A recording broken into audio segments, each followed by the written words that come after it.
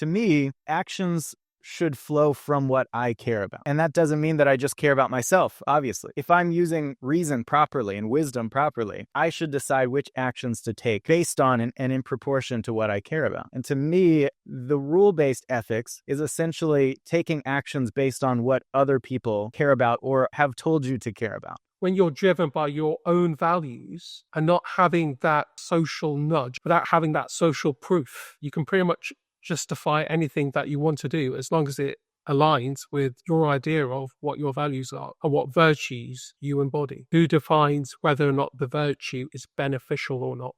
And who to? Is it enough to be beneficial to the individual? Is it important that those virtues, when they're realized, don't harm the society?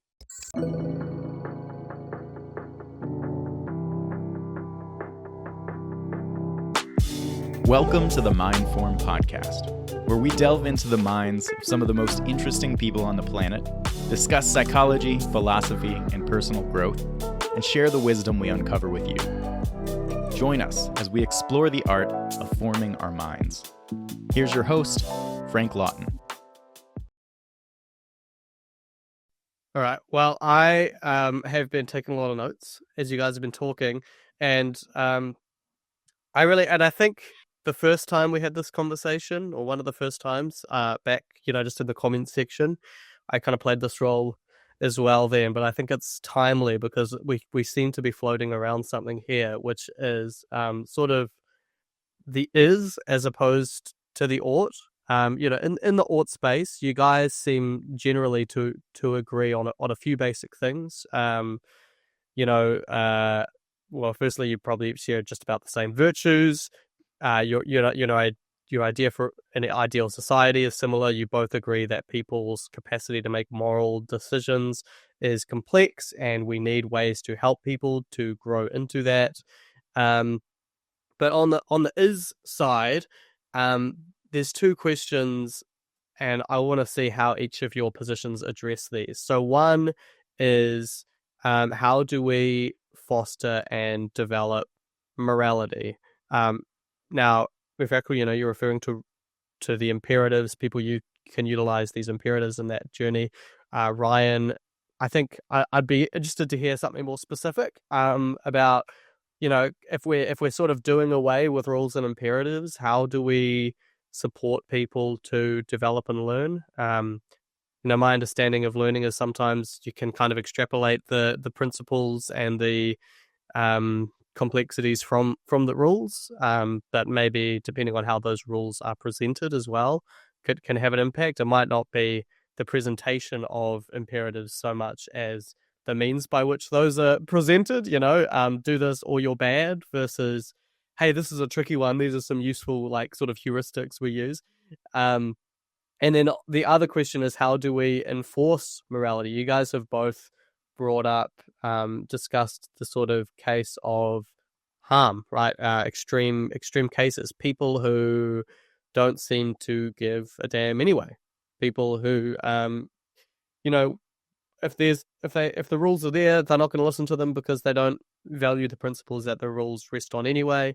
Well, how do we actually deal with those people? In Mufakhrul's system, at least having imperatives that we collectively agree on gives us a position whereby we can build enforcement structures, and we can tell when people are in or outside of those bounds to some degrees, and whether that's through legal structures and violence and force, or whether it's through just social shaming or whatever.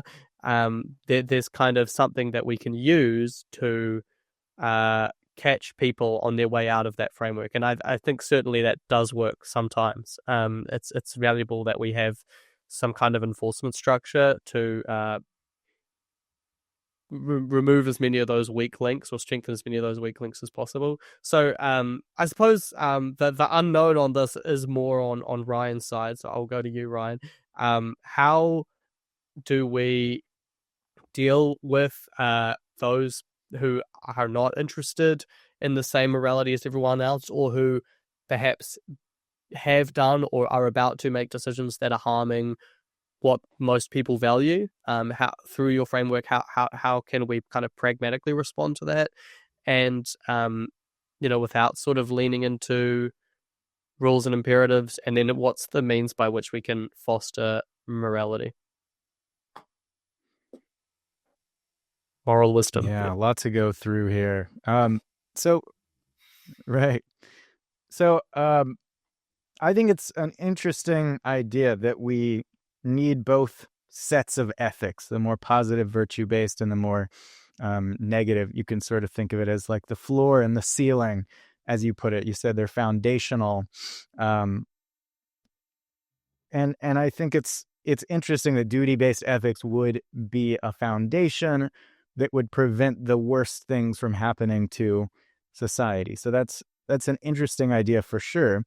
I guess my question first, I'll address the Hitler point, right? So I think probably you're right that Hitler entertained all these fantasies about himself being this great individual, right? And cognitively probably believed that he aligned with his values.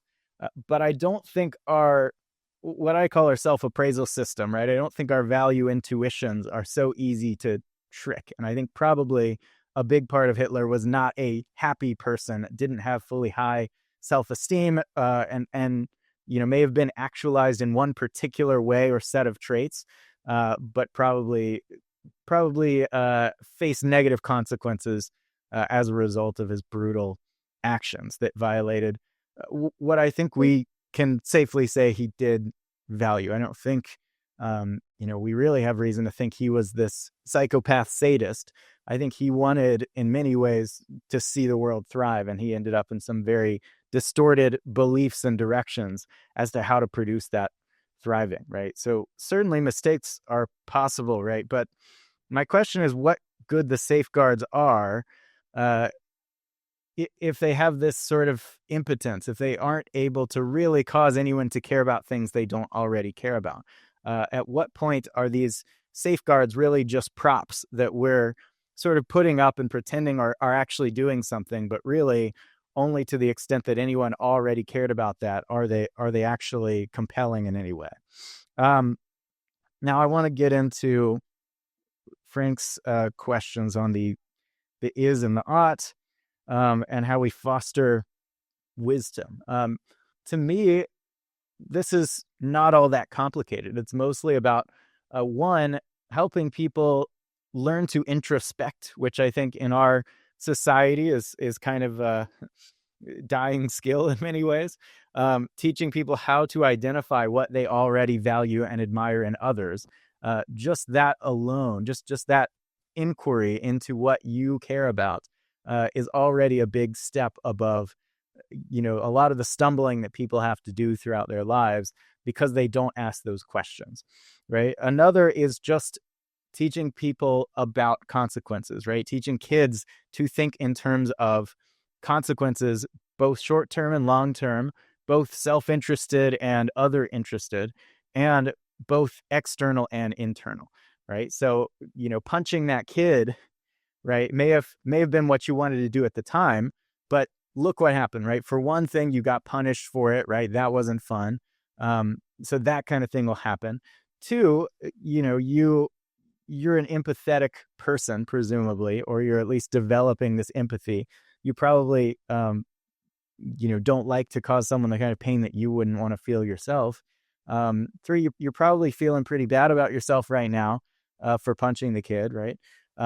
Because you value benevolence, right? Whether you know how to really articulate it at this point or not. So there are all these layers of consequences that are likely to happen if you take certain actions. So just helping people to start thinking in terms of these different types of consequences early on, rather than having to figure it out much later.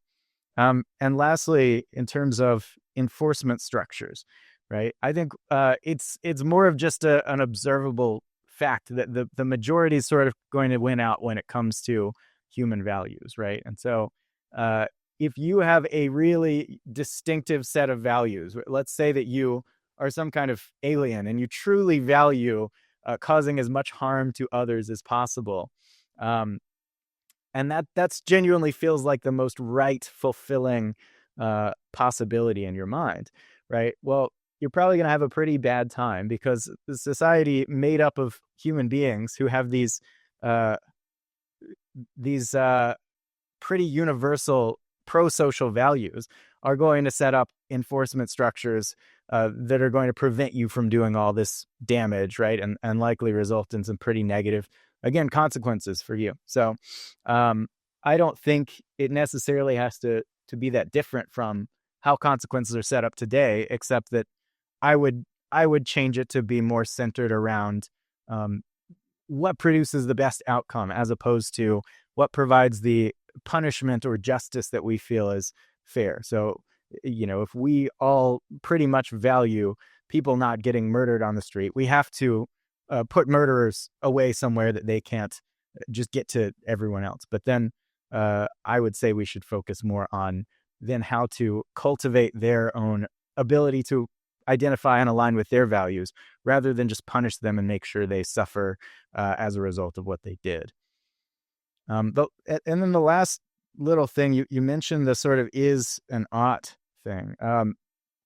Personally, my view on this is that there is no ought. If we just completely do away with the ought, nothing's really lost because we can say, well, this is a consequence. This is likely to happen. It's not so much that you ought to do this or you ought not do that, right? It is simply that based on the things you care about, if you do this action, it's not going to go well for you, right? You're going to end up violating things that you care about, whether they're self-interested or other focused or society-focused values. And so these simply are things that are true and not what you objectively ought to do or ought not do.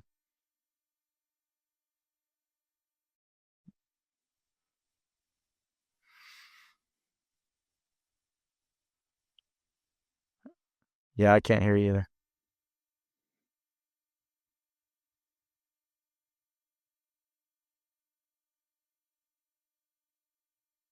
Huh.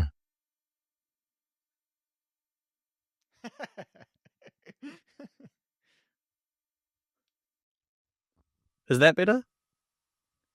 While he's Random. I there you somehow go. flicked the switch on my microphone to just turn it off. Okay, so it seems like another distinction, but even just in the way you guys talk, it's Ryan is always talking about, okay, what's going to motivate you and what are going to be the consequences for you. And he's not saying that other people don't matter because he often brings up the sentiment that he thinks other people matter and that you probably think other people matter and you have empathy and that sort of thing. But regardless, it's a different framing, right? Because Mufakhrul, you're saying, okay, in a system that's like this versus a system that's like this, how well are we going to coexist? How are we going to thrive as a collective? And you guys have already sort of said, oh, well, these support each other, right? A collective is made of individuals, and individuals are kind of shaped by and create and belong in collectives. But yeah, I don't know. I think that difference of view is underlying this conversation in a large part, and I think one part of that might be the degree, I guess, of faith in the individual. And what I mean by that is how do we sort of trust the individual to, so say we give in society today, right? If you took away imperatives and rules like that, and sort of started trying to teach morality, there might be a bit of a lag. And we might have a lot of people causing damage, especially if you're also removing the enforcement structures, which of course wasn't, Ryan didn't advocate for that. But I guess the question is best case scenario, right? So say we're doing a lot of investment in, we sort of put all of the effort we're putting into morality now into fostering wisdom in people by sort of helping them to reflect on and understand their own individual virtues, the long-term consequences of their actions, both external and internal consequences. Would the result of that be a society where people don't need imperatives, or would there be a lot of people who out of that process still make decisions that are really harmful to other people, right? Like how capable is across the broad spectrum of everyone, how capable is the vast majority of people? How capable are the vast majority of people at actually when they're given all the tools at actually making good moral decisions? I think that's a key question, because if we think that they're still going to cause a lot of damage and make a lot of mistakes with all that education, then we need imperatives. But if we think that that is kind of the best thing we can do to get them as far away from the moral troughs and as close to the moral heights as possible, then why do we need rules and imperatives in the first place? Mufakhrul.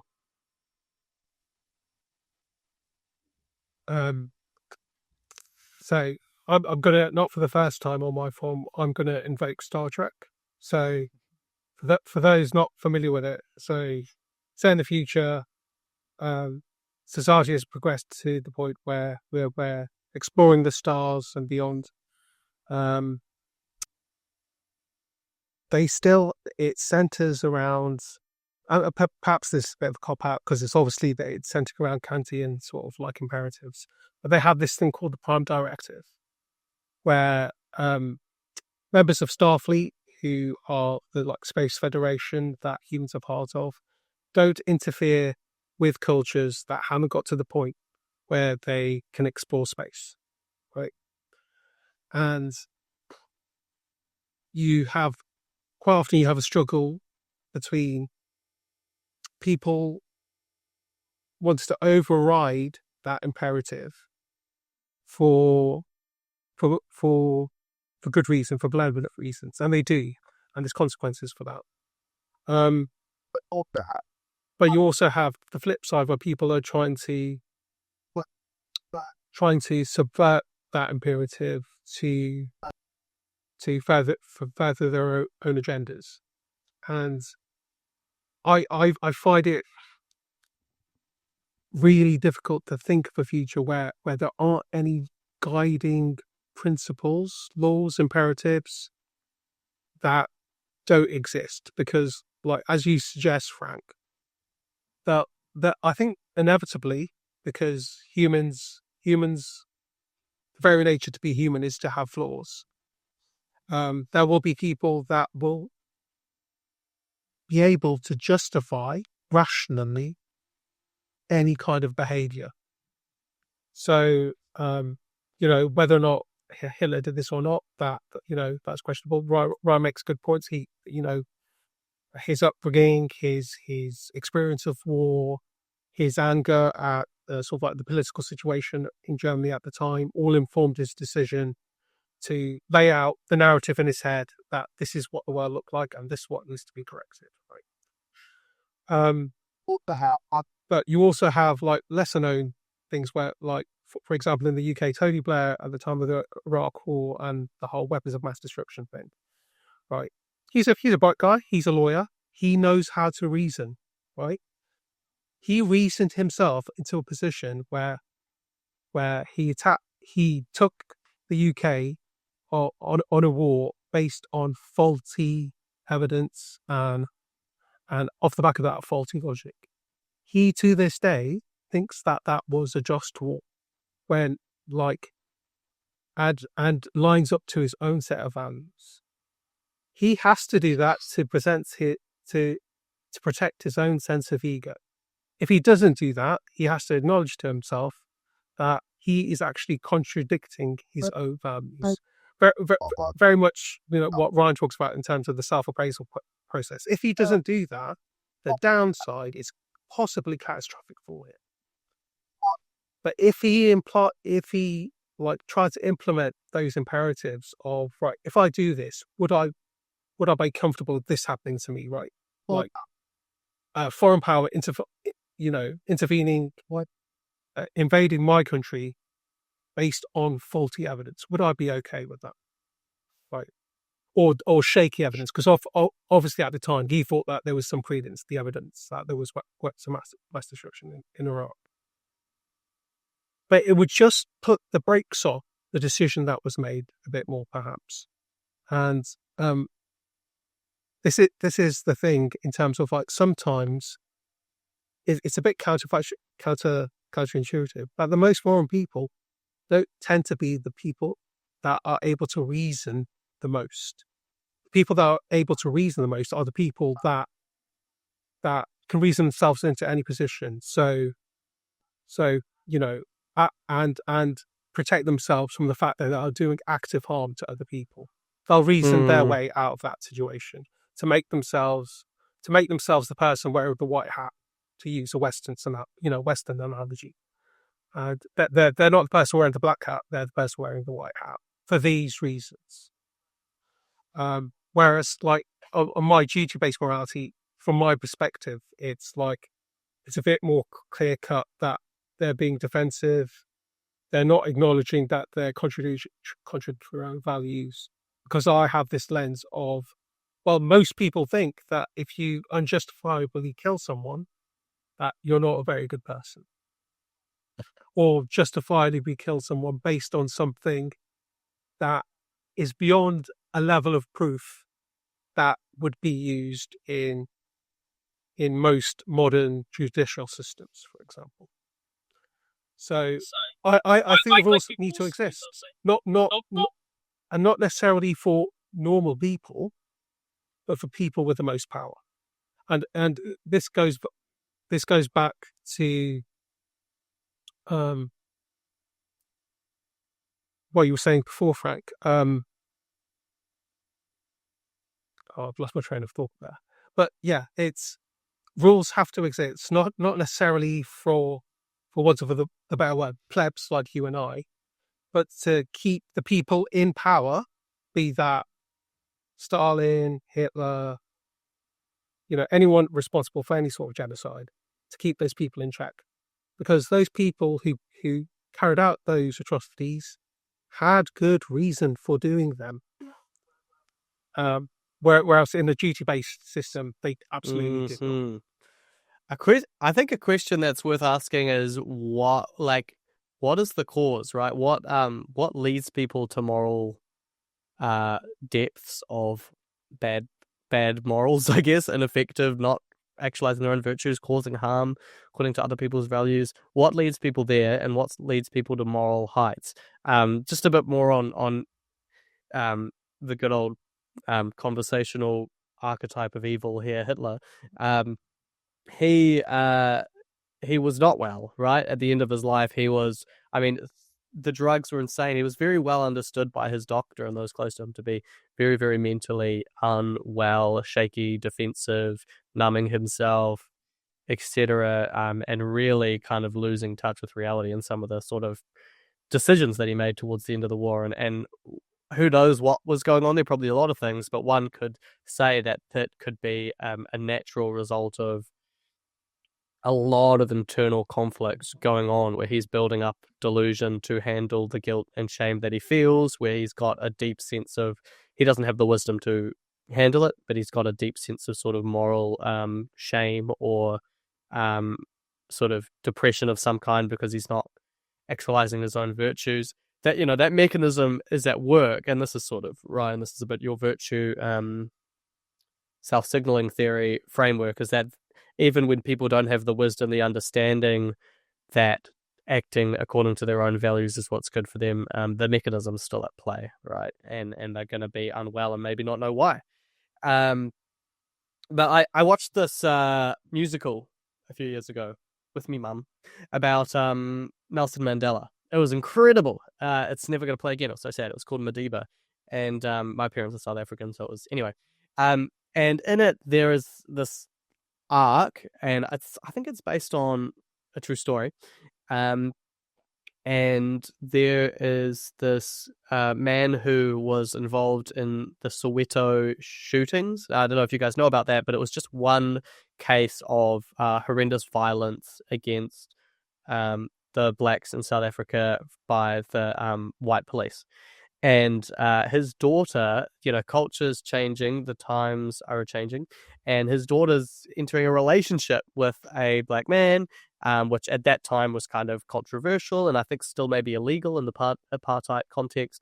And but it's all changing. Mandela's sort of coming to the fore, and the culture's shifting. But this man is very, very racist.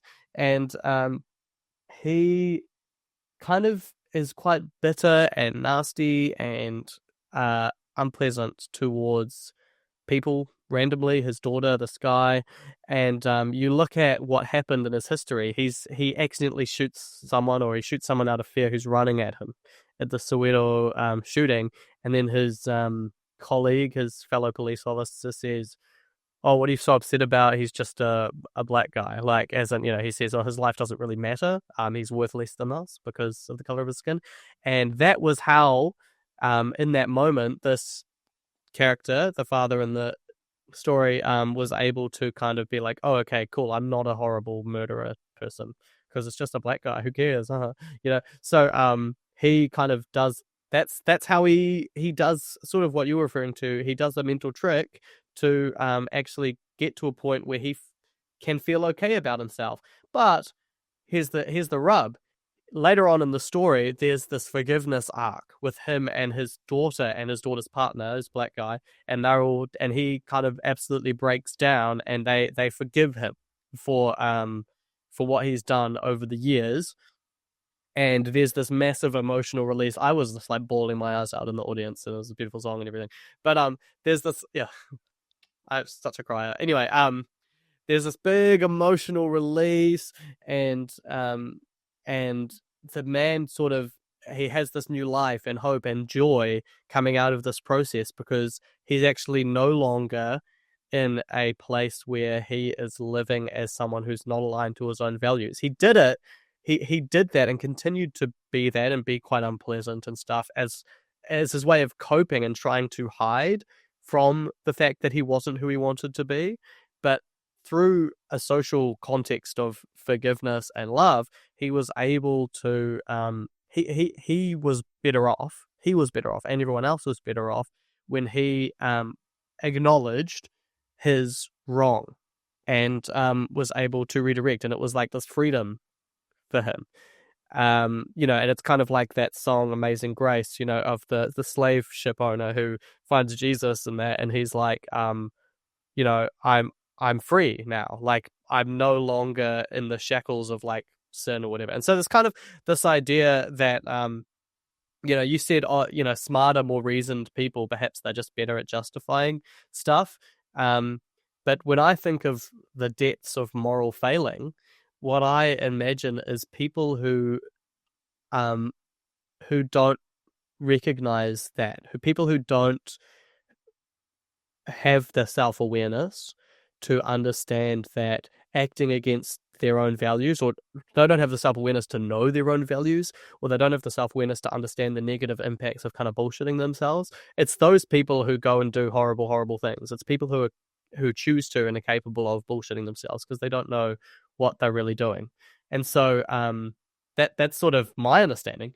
And so perhaps the solution to that, because these people have this, we sort of already exist in a duty-based system, and we have enforcement structures. But the reason those people have come out is because they didn't have the tools. They didn't have the knowledge of their own moral structures. So that's me kind of leaning towards Ryan a little bit on that particular point. It seems like, I think I've made my point. Maybe I'll pass it on to Ryan.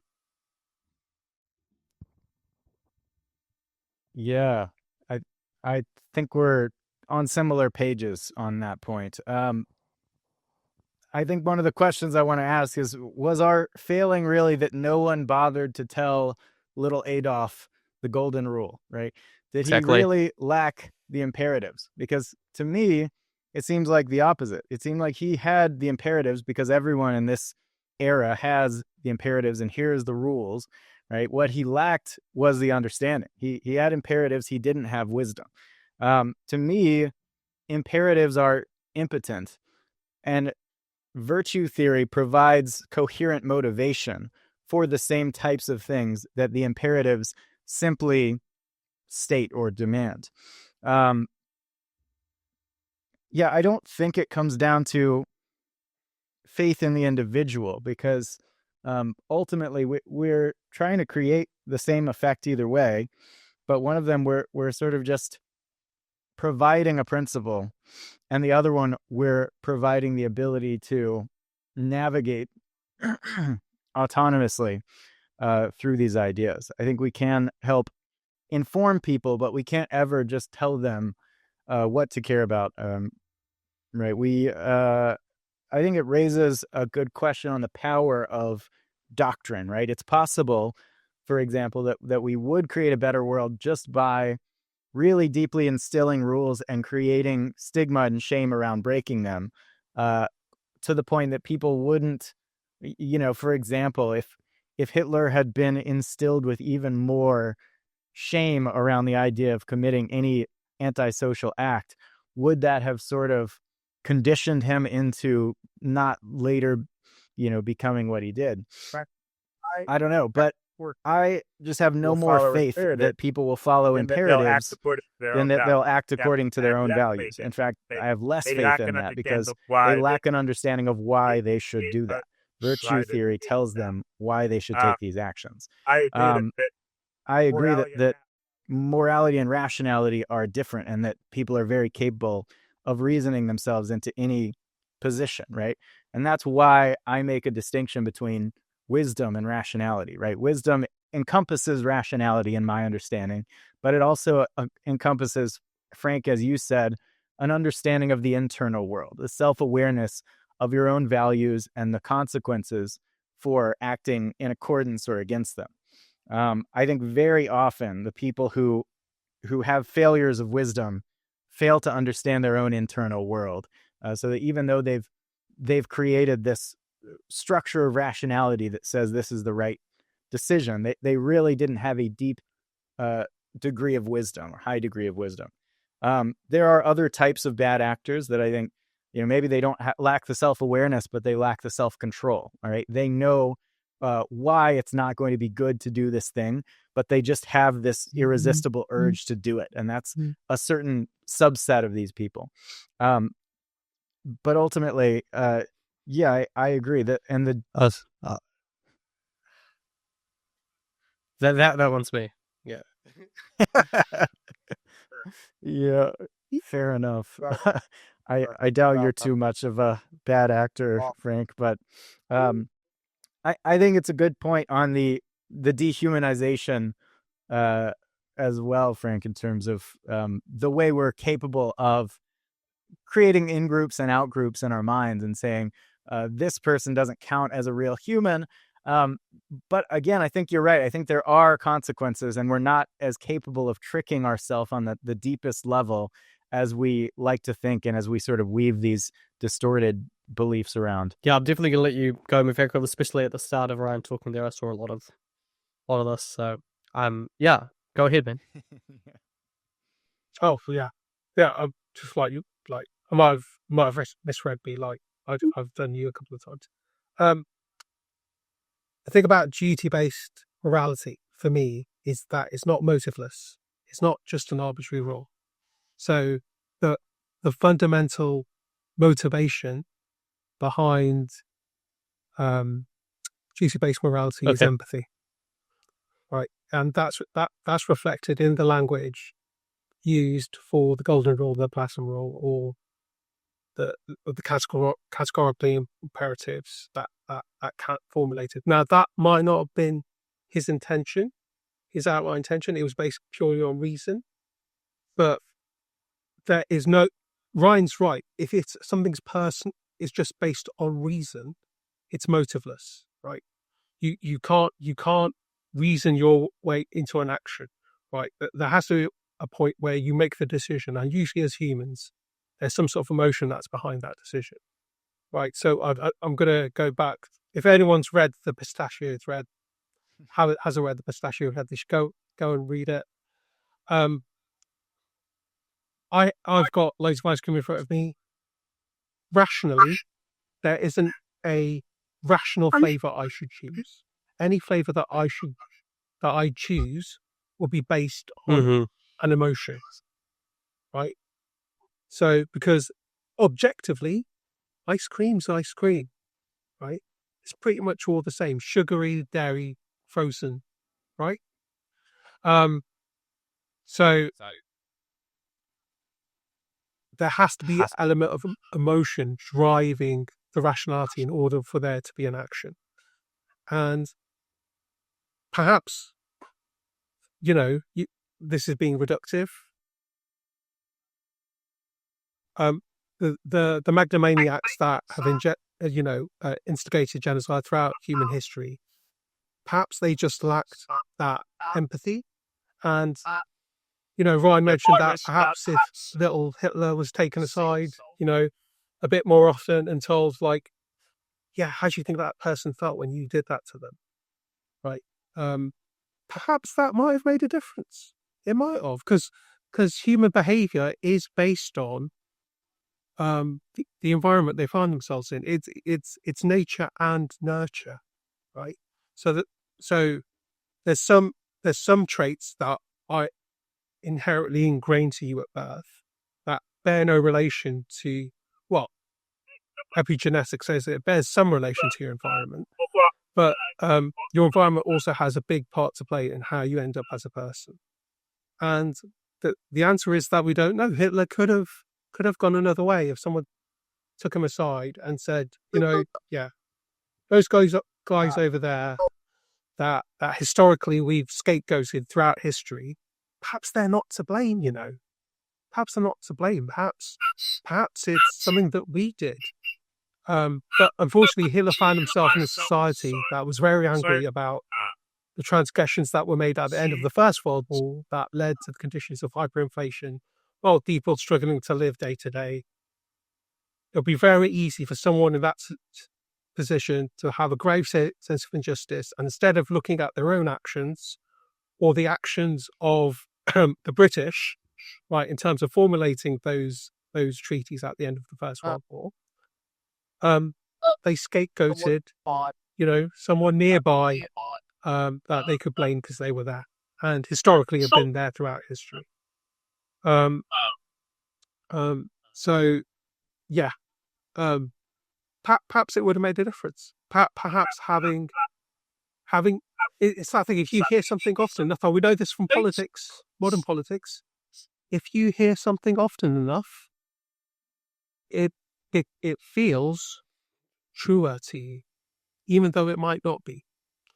And this comes back to morals not being objectively true or making making value judgments on whether or not something is true or not, but whether or not it's beneficial or not. And perhaps as a society, if we repeated those maxims and those imperatives more often, especially in our current political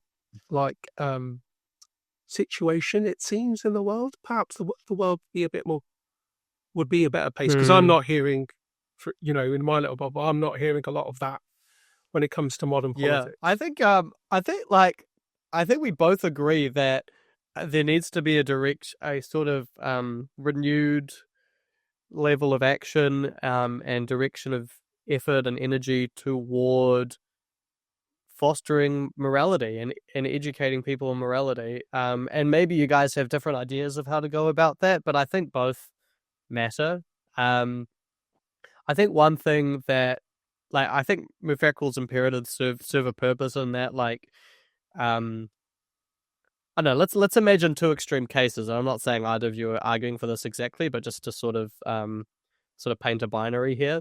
So say everyone, through whatever is the most effective means to do that, young people are given a lot of support and understanding. What is it that you value? How did you feel after that happened at every level? What do you think are the consequences?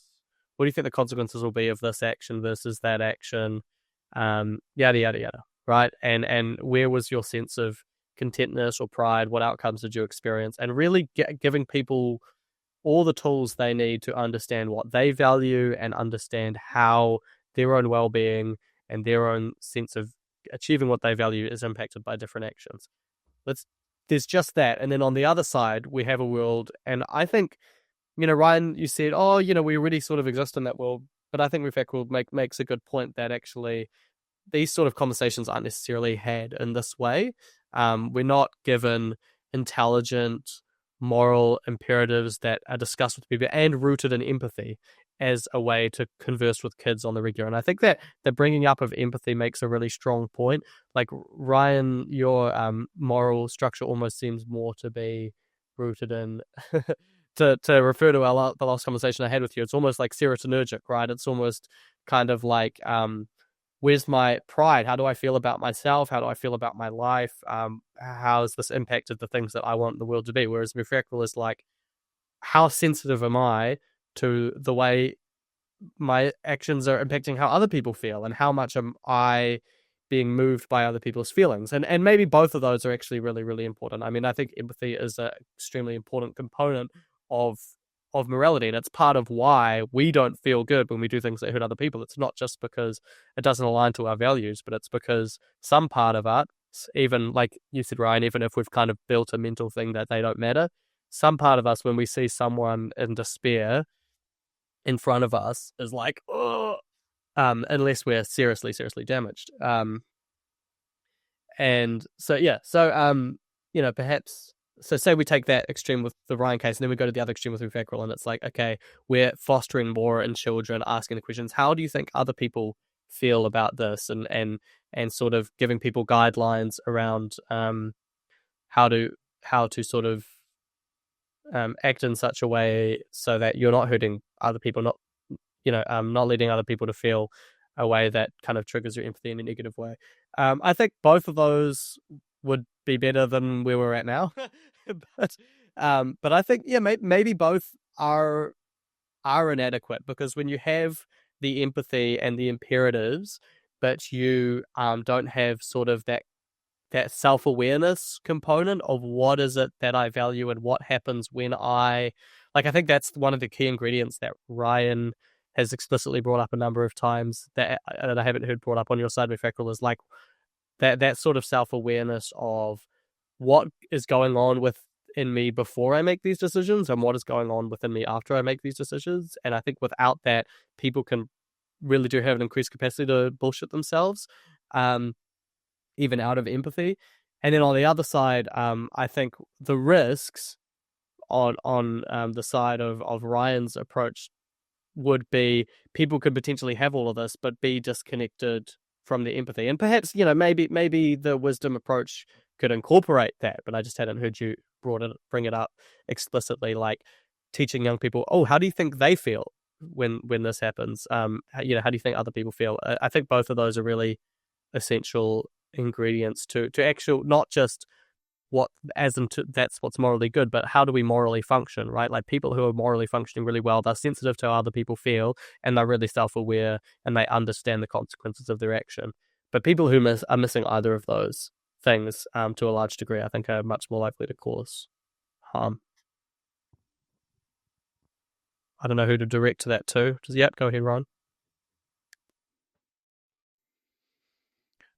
Yeah. So I like the sort of direction of empathy too, and it sort of leads me to a possible point of convergence. Because what I want to say, when you're saying that empathy is the motivation, is basically that there are two possibilities that I see. One is that you already have the empathy, in which case, why do you need the imperative? You already don't want to punch someone because you don't want to see them in pain, right? The other is that you don't have empathy. And so what good is the imperative going to do, right? So it's either that it's redundant or that it's impotent, right? One or the other. And in trying to steelman your position, I did sort of arrive at a third option, which is that you could have the empathy, right? But empathy, just like all emotions, are subject to fluctuation, right? And for example, anger is very capable of suppressing empathy. And so having the rule in your mind could cause you to remember that empathy, remember that you really value these things, even if you're sort of overcome with this anger. And so you would not punch that person based on the rule. And instead of that empathy that you may not be feeling at the time. And ultimately, I'd say this is not too different from how I navigate things. I may not conceptualize it as a universal rule, But I certainly will tell myself things like, well, I will I will regret it later if I act on how I'm feeling right now. Right. I may not feel that empathy in the moment, but I don't want to violate that still.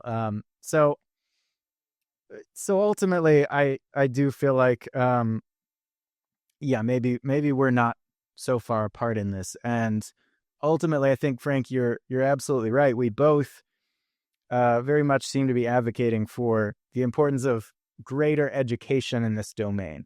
I mean, I have called Designing the Mind a wisdom education company many times because I feel like our education system doesn't specialize in wisdom, and we aren't really teaching people how to inquire into their values, how to think about consequences, right? How to be a better human being. And so I think there are a number of different techniques, and I'm not really necessarily opposed to any of them. If we are teaching people how to reason and derive actions from motivations and consequences, I don't have a problem with the existence of rules and imperatives, and I can see how they may add additional value on top of the kind of wisdom, more fluid approach to it. So I do think we're more aligned than it appears on the surface. Yeah, just to speak to some experience there, I think that is definitely how rules work, right? Like one thing that came up for me that I didn't get a chance to sort of ask you guys about is what we're aware of it fluctuates, right? And it varies a lot. And sometimes the salient emotion and the thing that's kind of tempting us, I suppose you could say, in our environment is it's just so loud and immediate and important seeming that we forget subtler, longer wisdom. And I think having imperatives that we can phrase to ourselves in our head is a really useful way to draw ourselves back to those longer appreciation of deeper and longer term consequences. And that's what I do. Like, the sort of what would Jesus do? That's like one that works for me. Like, I want to do something, but I just like, because I've thought about it and it's kind of like an imperative, I'm thinking, oh, but like it's just so I see a contradiction between the action that I want to take and this sort of imperative, and that just draws my attention to second guessing that. Whereas without that sort of heuristic, I guess, without that cognitive tool, I might not have the capacity to become more aware of these subtler, more longer term impacts of my actions, which are negative both in terms of empathy. It's going to hurt somebody, and actually I care about that person, even if I don't realize that right now, or even if that's what's salient right now, but also pride and are these my virtues? Am I acting out my virtues? So I think imperatives can meet both of those ends as a way, I think, especially in the context of we're overwhelmed by emotion or temptation. That's my personal experience. But I reckon let's jump off in a few minutes. I think that was a really great remark to sort of bring us together a bit, Ryan. But I do want to hear Mufakhrul's thoughts on that too. I think it's interesting that sort of like you evoke imperatives in a way that also invokes virtue, like virtue-based ethics as well. So the question of what would Jesus do, or what would someone I admire do, it flows into what Ryan's written about in terms of the self-appraisal system as well. Where it's not necessarily Jesus or someone outside of you, is what would the best version of myself do in this situation? Yeah.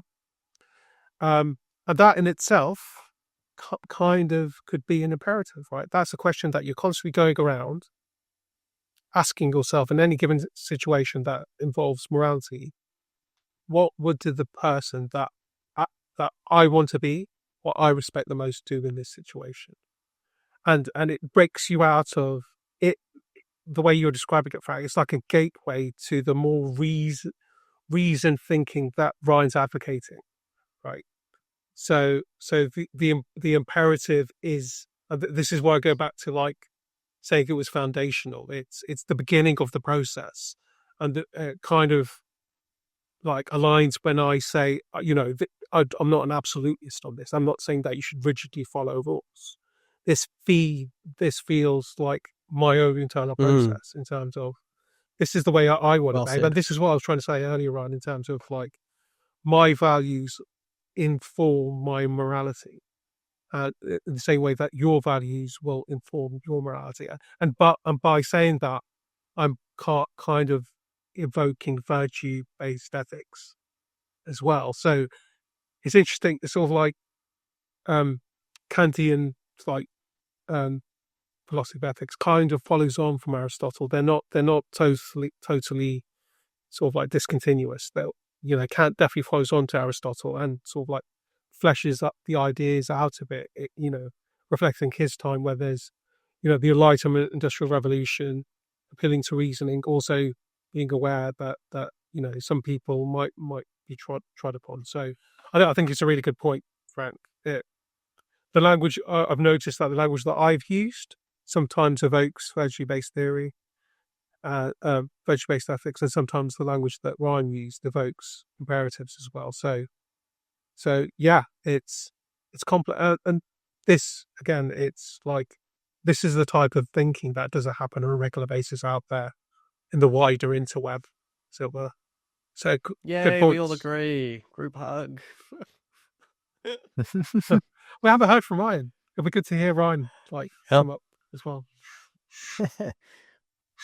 Yeah, well, no, I think it's a really interesting point, and I can see how they would sort of merge together at a certain point. I mean, I was starting to say, well, can rules adequately capture the complexity of real world decision making, right? All these different contexts. If I create these hyper simplified rules that I apply, is that really going to enable me to make the best decisions every time? And the answer is, well, I don't think so if they're oversimplified, if they are just these very simplistic rules. But because, our minds are taking in like 1,000 different inputs in every given situation when trying to make the best decision. And so if all those micro considerations are no different from imperatives, right? For example, like I write about psychotechnologies. Could those be called imperatives, for example? Is it a rule that if this happens, then I will do this, and if this happens, then I will think this thought instead? Ultimately, is as long as it's not reducing something with a high degree of complexity to some kind of binary, overly simplistic rule. If it's allowing that complexity and adaptation to different contexts, then I'm fine with it, and I think that's ultimately what we're all doing. I think that's what I'm doing too. Yeah, it's not the direction I really saw that going in, but I can definitely see how these two different views can be seen as two sides of the same coin, and sort of align us on that. Awesome. I think coming back to what Frank said, like right at the beginning, possibly pre-talk. No, it would have been during the main podcast. I think both of us view a world that's similar in terms of how it feels. And in no way do I want to impede anyone becoming the best version of themselves. And I think you're advocating, Ryan, as well, that the best versions of themselves doesn't need to place restraints on the person next to them either. So it's like I said, it's like before, it's about society and the individual progressing at the same time in the same direction. Hopefully. Yeah, I mean, it seems like we all kind of. I just want to sort of remark on the 3 or 4 things we sort of all want to advocate for out of this conversation. More conversations with each other, I guess, and young people, right, especially about just moral considerations, and that's asking, that's sort of to foster empathy, to foster self-awareness, and to give people tools and heuristics. Similar to your psychotechnologies, Ryan. Think phraseologies, kind of reminders, things that people can utilize to help them draw back into wisdom when contexts are, when emotions or certain contexts are maybe blinding them to that, or when they might impulsively or blindly make decisions that don't align with their virtues, or that might make other people feel stink or whatever. Maybe it's just those two things that we really strongly agree on. But anyway, that's it for us. I reckon that's been a fantastic conversation. It was very fun watching you two like slowly sort of end up in the same place. So yeah, just thank you very much for coming on. This is so far this is our longest episode of the podcast, I guess, because we had twice as many. We had 2 wells of wisdom to pull out of instead of 1, so it takes a bit longer.